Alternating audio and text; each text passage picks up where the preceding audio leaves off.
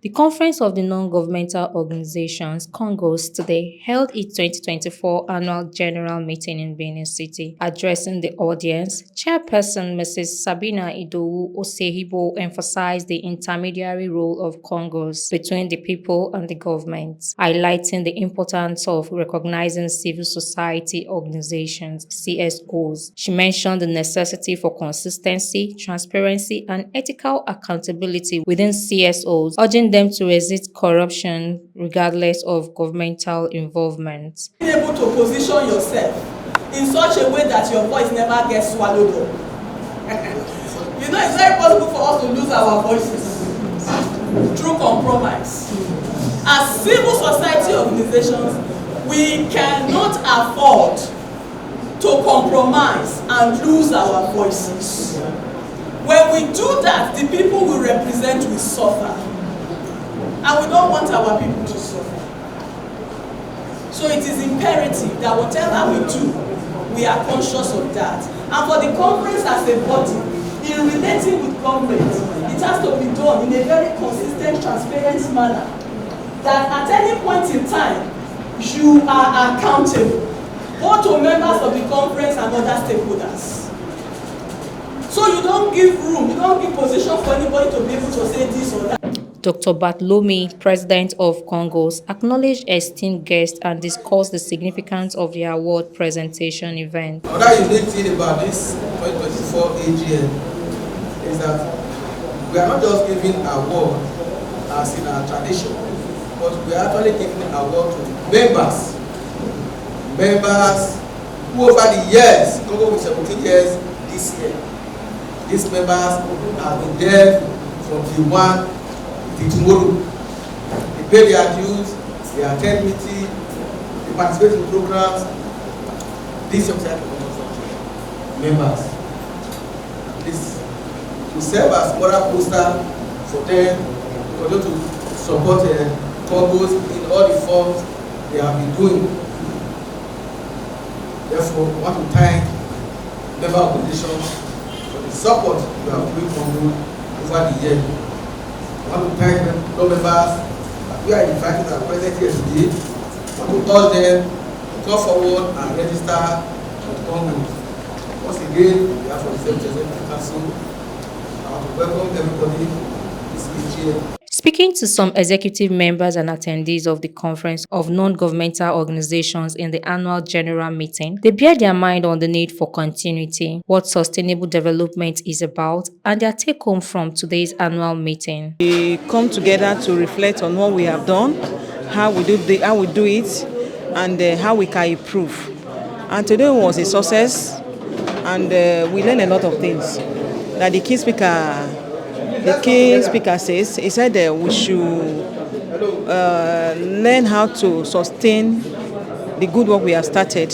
And we should also learn how to collaborate with the government to ensure that, to hold them accountable. Sustainable development between NGOs and the government. So you can see the heralded speaker who actually took the center stage for today's program spoke eloquently about the need why there should be a sustainable collaboration between the civil society space and also the government. I'm happy because we are fully on ground, CONGOS, as you can see. You know, we started this meeting with giving out awards to those that merited it, and which, you know, that can also bring love, bring unity to Congo as a body. You know, now we are entering the AGM to sensitize people, members, on exactly what we are doing, exactly where we belong, how the conference is moving forward. That you know, talking about the sustainability and others. The essence of this meeting is just to sensitize ourselves as to the fact that government cannot do it all, neither can the civil society group do it all. So we can come together to work. Professor Eddie Eriagbe highlighted the need for enhanced collaborations between CSOs and the government for sustainable development. Must be looked at as critical stakeholders in whatever changes the government at whatever level want to achieve in Nigeria.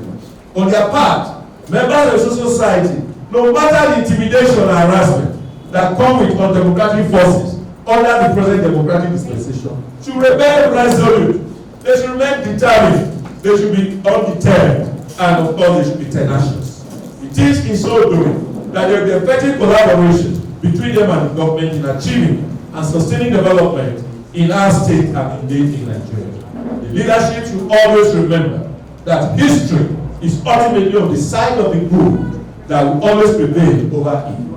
Addressing issues as governance, power supply and healthcare, stressing the importance of good governance, rule of law and the need to curb harassment, advocating for youth and physical challenged empowerment, further urging a collective stance against societal ills like cultism and ritualism. Then of course, they should take up roles that will help address the lacuna in our present democratic dispensation, such as voter education and mobilization.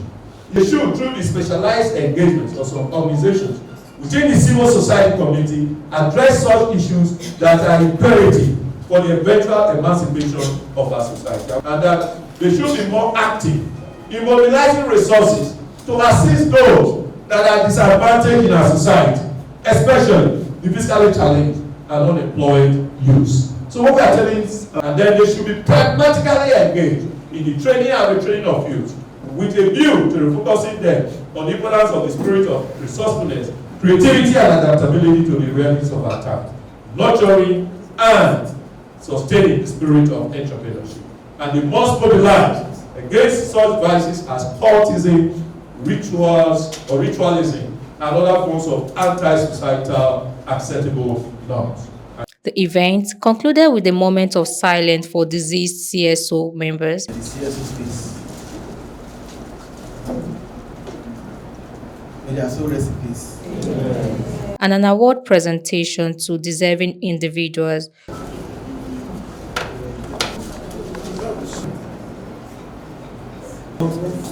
State Director of GPI, Gaga. Followed by a vote of thanks from Comrade Ugiagbe Osamuyi. On behalf of my president and the executive members of Conference of Non-Governmental Organizations, I want to appreciate every one of you for coming and also hope that God will preserve our lives to enable us to witness 2025 AGM by His grace. Victoria Ukwamedwa reporting for VOS TV News.